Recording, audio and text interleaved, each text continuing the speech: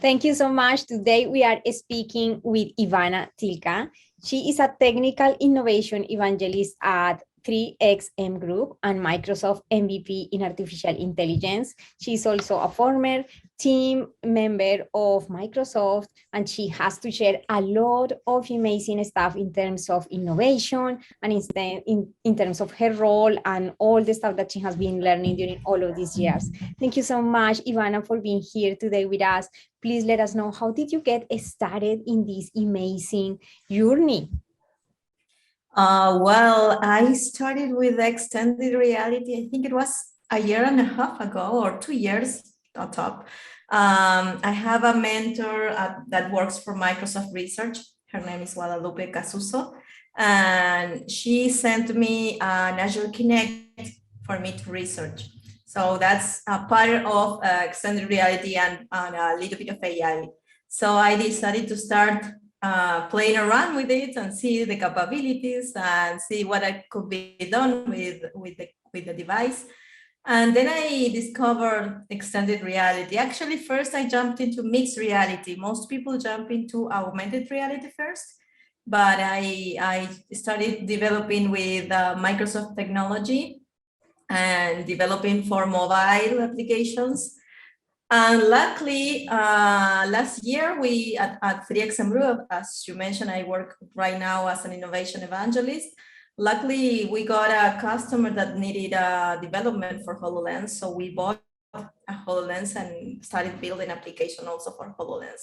And right now we are building things in WebXR. So covering all the different areas of extended reality. I think the most important thing about how did I jump into this technology? I like innovation and I like getting into things that are not being done yet, that people never did. And so just imagination and hard work, I would say. Yeah, amazing. Thank you so much for sharing that. I wonder, what are the current challenges, for small businesses or for anyone who wants to start exploring this? What are the main challenges in terms of innovation? Well, there I will explain two different challenges, one for the customers and the other one for the developers. So for the customer, right now it's difficult to explain customers the benefit of developing application for extended reality. They still don't see the benefits of actually moving into this metaverse that everyone is talking about. But sometimes I get meetings with customers that they say, okay, I'm hearing a lot about metaverse. I want to be metaverse, but I don't know what is metaverse. And explaining to them, it's difficult, especially when they never touched or they never wear a device like Oculus or HoloLens. But when that is why I try to use WebXR right now, because everyone has a cell phone and at least they can experience something similar to what HoloLens and Oculus can provide or similar devices. But now that they are, I think the entire world is going through a phase in which this kind of development is going to be awesome for different companies, not only the big ones like Toyota and all the ones, the universities and medical healthcare, but also the small companies that can invest in development because they can cover devices like a cell phone, okay? So I know that this is going to get better when it comes to customer. And when it comes to developer, the difficult part is to learn the technology that right now is changing, is evolving all the time. And sometimes you learn a framework or you learn a group of technology, and 2 months from that moment, it's absolutely different.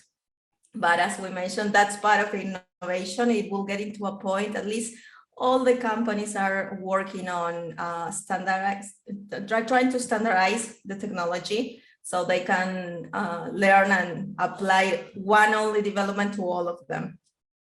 So I would say that. Thank you so much. So you mentioned something interesting that, of course, we want to bridge that gap, and not every single person at the moment understands what are all of these features or current capabilities of something called metaverse. And of course, we can take this amazing opportunity speaking with an expert like you to explain everybody what is in reality, you know, like at the end of the day, this concept of metaverse, web XR or web 3.0, or if there are any differences, or what are your thoughts? Well, I've heard a lot of different definitions around metaverse, but I created my own. At least that's how I understand it and how I explain it to my customers, which is basically just by being part of this new reality, you are already part of a metaverse. That's it. There is this possibility of joining or linking different realities. For example, let's imagine that you are at Walmart or a Target or, I don't know, a supermarket, okay? Let's say you are in a supermarket and you want to go and buy a coffee at a Starbucks. So you can be in a virtual reality room that is the supermarket, and one of the doors can jump you into a virtual reality Starbucks location. And you can see the offers on the walls, and you can see what they are providing, even though you can buy things in there in virtual reality, they will be delivering that thing that you buy into your house, for example. That's my idea of what I think the metaverse could look like. Right now, I always advise my customers that the only thing that they need in order to get into metaverse is just starting to develop something. Create your application and display your products as a hologram, and you will reach much more customers. I don't know, create your store as a 3D environment and let your customers know the offers that you have, or display the offers.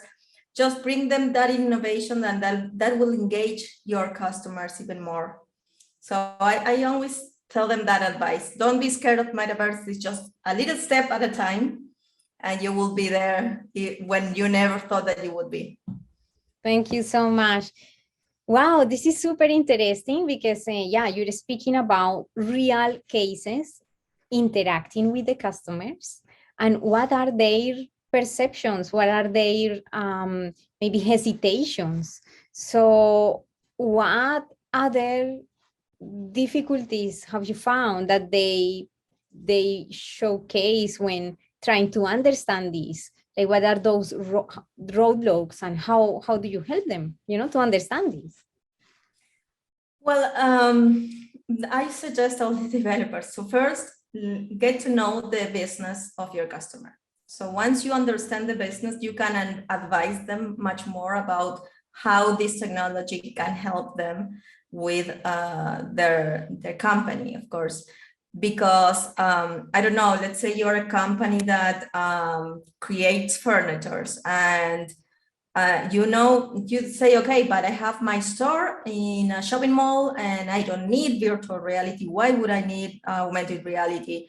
And then you say, okay, yes, you have in your store, but right now we face a situation like COVID that we didn't expect that would happen.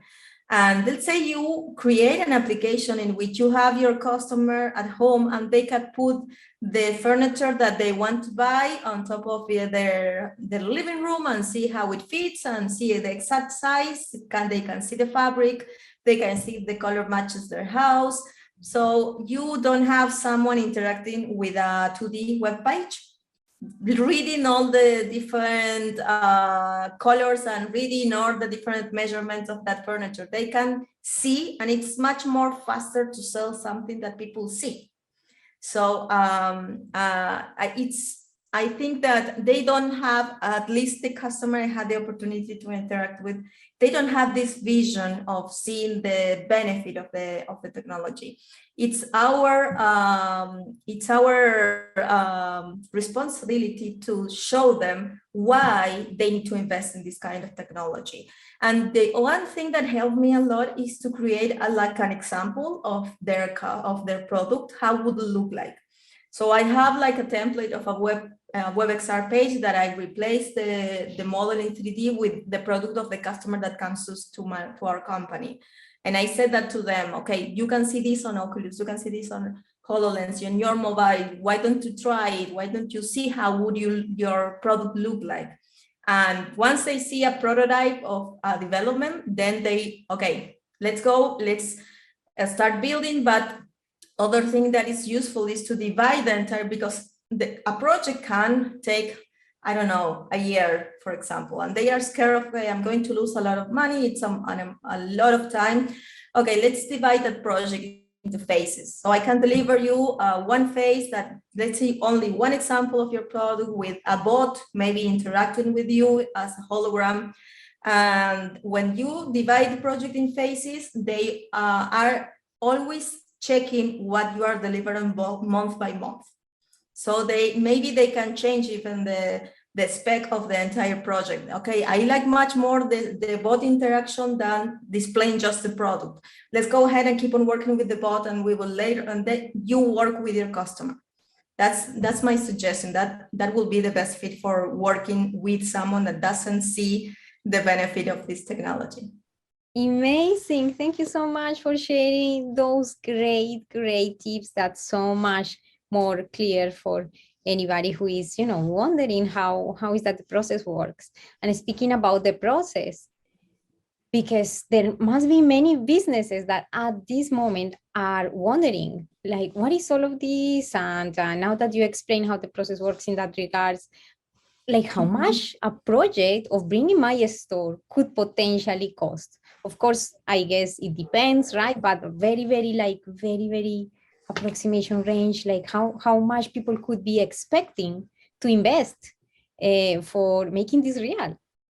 Well, at least at 3XM Group, we have like a specific amount of money per hour per developer. So let's say, as I told you, you have this entire vision, we help you with this entire vision of 1 year of work. But let's say, okay, Ivana, I only want to start building the first month because I want to understand how much would it cost. And we work day by day, displaying everything to the customer, showing everything to the customer until they see exactly how much it would cost. Okay, so I don't know how our ranges goes between $60 to $80 depending on the necessary things that need to be built on the application. I'm talking about hourly, because, for example, you need someone that applies AI to the application, and that's going to be a little bit more expensive than someone that actually only displays a hologram, which is going to be cheaper because it's a web developer or a Unity developer. So at least in my company, we are an entire team that helps the customer without charge. And then they only pay for what the developer or the data scientist is building and applying everything to the technology. So it's not that expensive. It's just a developer. That's a great question, because some customers, they are scared of jumping into this technology because they say, okay, it's much cheaper to build a website. But no, it's actually the same. The only thing is that the developers have different knowledges that ones that builds a website. But the costs are not different than creating whatever other software that you want. Yeah, amazing. Thank you so much. When you mention artificial intelligence, how specifically artificial intelligence is used for businesses, like for the stores or for a small business? How that is being used at the moment? That can be a little bit confusing for people. So that's why I generate that question. No problem. Well, there are a lot of AI services, at least the technology we use, Microsoft technology for developing in XR. And we have services like, for example, the translator services that, let's say you are a hotel and you receive people from all over the world into your hotel. You could create a hologram of a bot that is in front of your hotel, and people, when they arrive into your hotel, they can scan a QR or something like that, and the bot can talk to them in the language that they understand.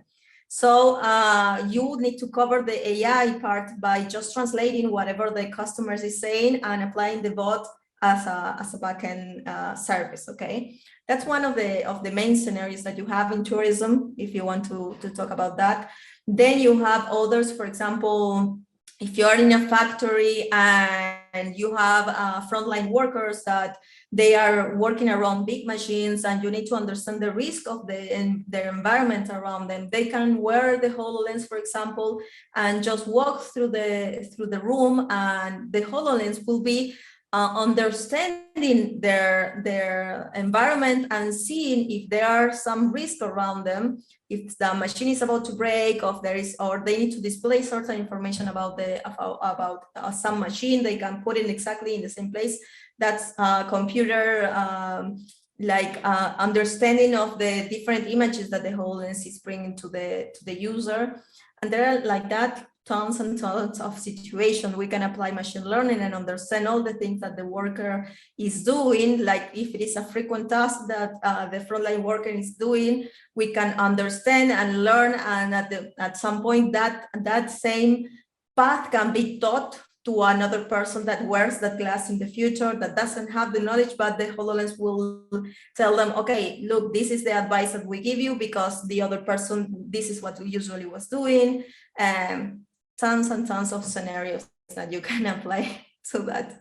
It sounds amazing, but those very, very helpful for us to understand what kind of specific ways we can see that in action, like the application of artificial intelligence. So thank you so much for expanding particularly on that. That's very, very helpful. So it seems like websites somehow seems to be, with this new technology, to transforming, right? Like there is like some sort of transformation that can happen at some point, because if somebody has a store, maybe in the future they are going to have a 3-dimensional store where people can walk actually there and interact with other people, which is something that is not right now happening in the websites. So my question for you is that, when do you see that actually implemented? Like how many years, or what people can expect, when people can expect to see this in your, knowledge, or in your guess, the best guess? Well, I remember when I was little, and I am not going to say my age, but when I was little, there was Windows XP, and then we saw Windows Vista and all the different, and I remember that jumping from one window to the other took years, and getting a mobile phone took years. But 2 years ago, when I started with this technology, you didn't have devices that people could get by going to a store and buy one. Not virtual reality devices, not augmented reality devices. And in 2 years, the entire world, I know that is because of COVID, we were jumping into a situation that we never thought we would, and human being is moved to solve things. So I know that technology moved pretty fast during those 2 years, because that's what we needed in order to keep on working. But if you see the different statistics that about investment in mixed reality, virtual reality, and augmented reality, you will see the prediction of the next following 2 or 3 years, and the amount of business that are going to grow in those years is absolutely, I think it's more than 90%. So those are statistics, but I can see it in my nephew. My nephew, you give him a cell phone and he learns pretty fast. So I know now that what happened to me when I was a kid, that the technology took their time into getting in business, it's no longer happening. Everything is going so fast that I'm pretty sure that in 1 year or 2 years, everyone will be jumping into XR. So yeah. Wow, that sounds very exciting. It's a new jump again, just like when social media started to come, like spread a lot, and businesses thought that, no, that's not, I don't need that. I don't need social media accounts. I don't need a website. Exactly. If I have a normal store, a physical store, why I should bother? But now most of the businesses happen through this media, and yeah, maybe something similar could be happening with extended reality. So this is a very, very a kind invitation to anybody who wants to start exploring to get ready for what technology can be bringing in the next few years, and not just waiting until it gets more difficult, because it's definitely a learning curve, right? There are certain things that we need to learn, that is not just like the normal design in 2D screens. It's not just like the normal interactions that we have through a computer or a website. It has many more elements. So this is a very kind invitation for anybody who join and follow and grow with this type of amazing experts like Ivana from 3XM Group, so everybody can learn and grow together for a prosperous economy. Of course, it's going to be very helpful for businesses to increase sales and to increase their revenue and engagement, mainly the client part there, that is so important. So yeah, Ivana, it has been such a great time talking to you. You really have enlightened us to something unbelievable. All the stuff that you talk about sounds absolutely amazing, and we really want to get to learn more about you and the work or place where you are. Please let us know how people can get a hold of you or the 3XM group, or how people can get engaged with you. Well, you can find me with my name and my last name in all social media, and you will see attached to my name 3XM Group website everywhere. So we are usually a little bit more present through LinkedIn. So, and if you are a developer and want to learn and want to jump in this technology, you can contact me through Twitter, because I'm always using Twitter. So I would say that one. That's amazing. Thank you so much for your very precious time. We know you're a very busy person working in all of these projects, the company, etc., but you were very kind today with us and sharing your knowledge, your experience. Thank you so much for that. And yeah, we are going to continue in contact and updating on your projects or whatever you want to share with us. Just tag me, Diana Olenik, and then I can share it in social media also, because the idea of this podcast is that we really get to connect each other, and that providing hopefully a way so people can continue to get to know you more. So this just doesn't end here. That's what I mean. Awesome. So thank you so much, Ivana. Is there anything else you wish I had asked you today? No, that's it. You made all the specific questions pretty good. You covered everything. Thank you so much, Ivana. I'm very glad that we got to talk today. So thank you so much, and see you in the next episode. Bye for now.